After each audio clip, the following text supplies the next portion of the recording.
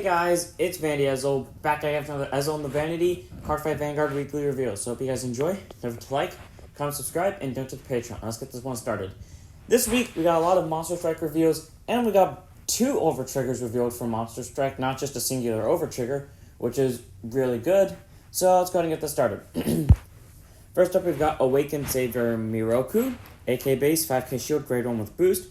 Auto, when it's rode upon, you may call it to rear, and then auto rear guard. When it boosts, Soul Boss 1, and it gets plus 5k power to end the battle. So it can be considered a 13k booster, and gets you an immediate call when it's rode upon, allowing for a quick rush if you went first. Really nice card to have. I actually like this thing. If Monster Strike comes to America, which I don't think it will, I would actually pick this up because I like early rush decks, and that would actually be really helpful. Next up, we have the Great Lord of the Underworld, who judges Sin's Emma. First off, long-ass name. Why? Second off, grade 2, intercept, 5k shield, 10k base. Auto, when it's rode upon, you may countercharge 1. And auto rear, when this unit attacks while boosted, if your opponent has 3 or more open rearguard circles. Counterblast 1, and this unit gets plus 10k until end of battle. I don't remember what the first 2 grade 3s we saw from Monster Strike was due, but these 2 cards are probably the ride line for one of them, because rode upon skills, so that probably means so. The counter charge is nice, and the 20k swing is pretty helpful too. So that's a nice card to have in your main deck, even if you don't, have space for some. Next up, we have Court Team Fox Spirit Princess Danji. 10k base, 5k shield, grade 2 with intercept. I love the Fox. Auto rear, when this unit attacks a Vanguard while boosted, counterblast 1, choose one of your opponent's rear guards and retire it. So pretty much just kill the rear guard. Pretty helpful. It's kind of like Diablo's boy Eden, the thing from Bruce that's an on-hit, counterblast 1, retire rear guard. It's like that, but all you have to do is boost it, and it doesn't have to hit. So really helpful. Next up, we have bushyroads monthly promo and Kenon Shelley Krieger. I probably said that wrong, but I frankly don't care.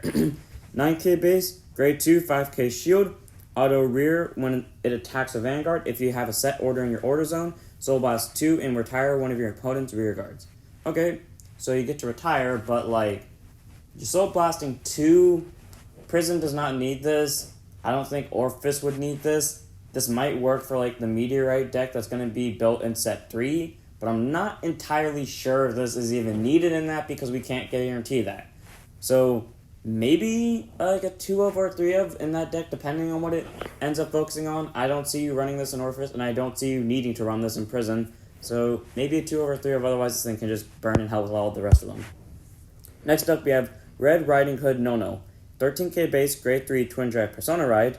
Auto rear, when this unit is boosted, if it is attacking a Vanguard. Soul Boss 1 and discard a card. Choose 2 of your opponent's former rear guards and retire them. So pretty much you combo that with this, you're kind of killing 3 rear guards at once. Seems very good, actually. I'm pretty sure one of the grade 3s was actually a retiring unit. So maybe you would want to run this with it just to get off retiring abilities, or maybe you wouldn't because in the other deck it would actually be helpful to retire rear guard. So either way, this thing seems really good. So 3 of 4 of maybe. Next up is Valkyrie Yamato. 13k base, grade 3, twin drive Persona Ride. Auto Vanna rear, when this is boosted, this unit gets plus 5k power to end of battle. So 18k swinger, nothing too cool about it, nothing too bad about it. It's just like a 10k drop with third grade 2, and well, it's a 10k drop regardless. So not the best, because it could do something better, but it's not the worst either. Next up is God of the Underworld Inazuma Izanami. I don't know why I said Inazuma. 13k base, grade 3, twin drive Persona Ride. Continuous rear during your turn. If you have Izagi on the field, this unit gets plus 10k power, so that's a 23k swing. That is pretty good. I'm pretty sure Izaga does the same thing because otherwise it would make no sense for that. But still, pretty good 23k swing. I say a 2 of because I don't find it that useful. Next up is Absolutely Fearless Nostradamus. 13k base, grade 3, twin drive Persona Ride. Auto, when it's placed on Vanna rear. Soul Blast 1, and this unit gets plus 10k power to end of turn. Auto Van at the end of the battle to attack. If your Persona wrote this turn, choose one of your units, and it gets plus 10k power and plus 1 crit till end of turn. Okay, 1, that is just straight up free. If you Persona wrote, that's straight up free. And I like that, because we now have a card that works on both Vanna rear. Well, we're getting more and more cards that work on Vanna rear. First it was Seraph Snow, then it was that one iffy card from Diablos. Now we got this thing, and I like that. because it gives us more reasons to, like, maybe fix around our ride deck and gives us less chance of just fucking around.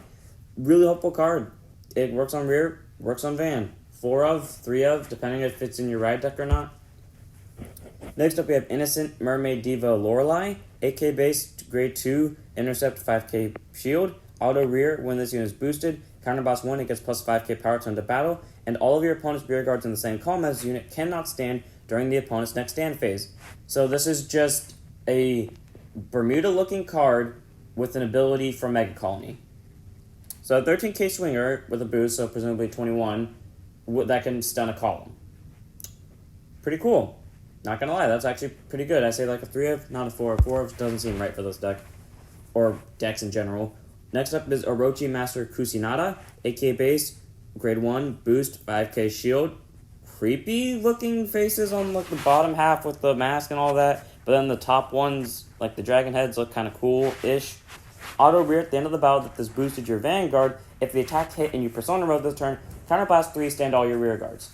So you can combo this with this, and then one of your units that will stand from this get plus 10k power and plus 1 crit. Granted, it has to boost the vanguard, but that still seems pretty useful.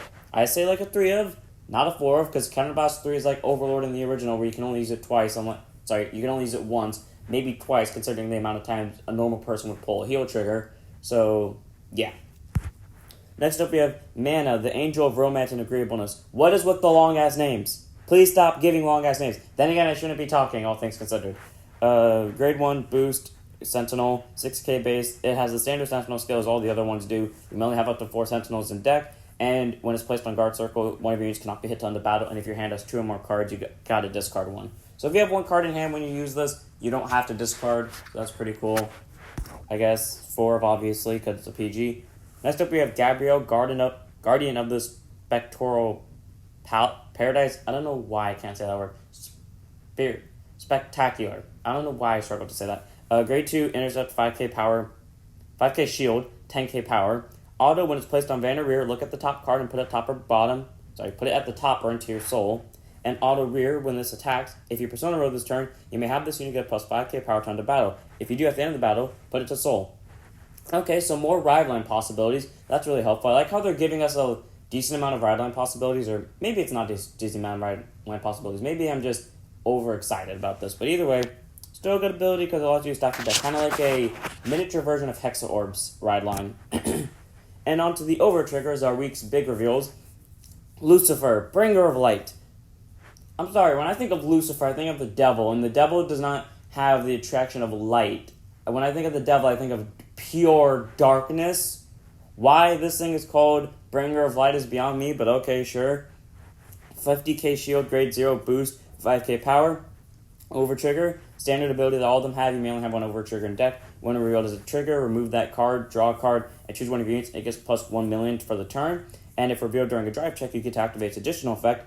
And its additional effect actually allows you to pick 2. You don't, well, not 2 at once, but you're allowed to pick one of the 2 abilities. One of them is all of your rear guards get plus 10 to end of turn, and the other one is choose a card from your damage zone and heal it. So, pretty much, if you drive, regardless if you damage check this or drive check it, there's a possibility you're guaranteed heal. So that's really nice.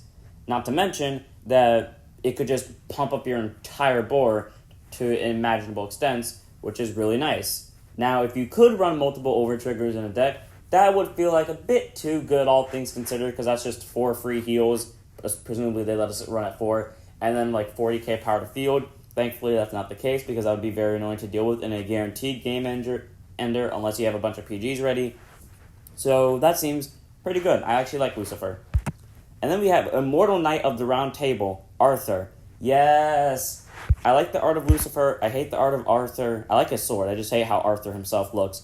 But I like this card. So 5k power, grade 0 boost, 50k shield, over trigger. You may only have 1 over trigger in your deck. When revealed as a trigger, remove it, draw a card, choose one of your units, it gets plus 1 million for the turn. If revealed during a drive check, you can activate the additional effect and choose one of the following 2. Either retire all your opponent's rear guards, or choose one of your units and it gets plus 1 crit till end of turn.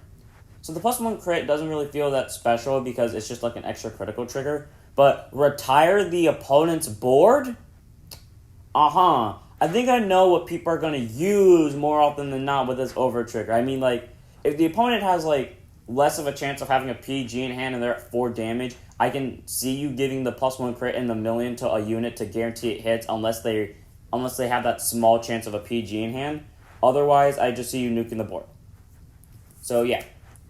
And that was this week's reveal. Sorry I talked a bit fast. My throat just hurts and I'm trying to get it over with so I don't have to suffer later. So I hope you guys enjoyed. Next week we're getting more Monster Strike stuff along with triple rares. I actually like where Monster Strike is going. If it does come to us, I will be happy, and it might be a deck I play. Not a deck I main because it's a crossover deck, but I'll still try to play it. So I hope you guys enjoy. Don't forget to like, comment, subscribe, donate to the Patreon, join the Discord so you can chat with me, follow the Twitch where I will stop streaming to. Subscribe to my second channel focused on Beyblade, and don't forget to go check out there because we're almost about to start soonish uploading more and more. Soonish, don't quote me on that, but soonish. So I'll see you all in the next one. Don't forget to stand up your vanguards.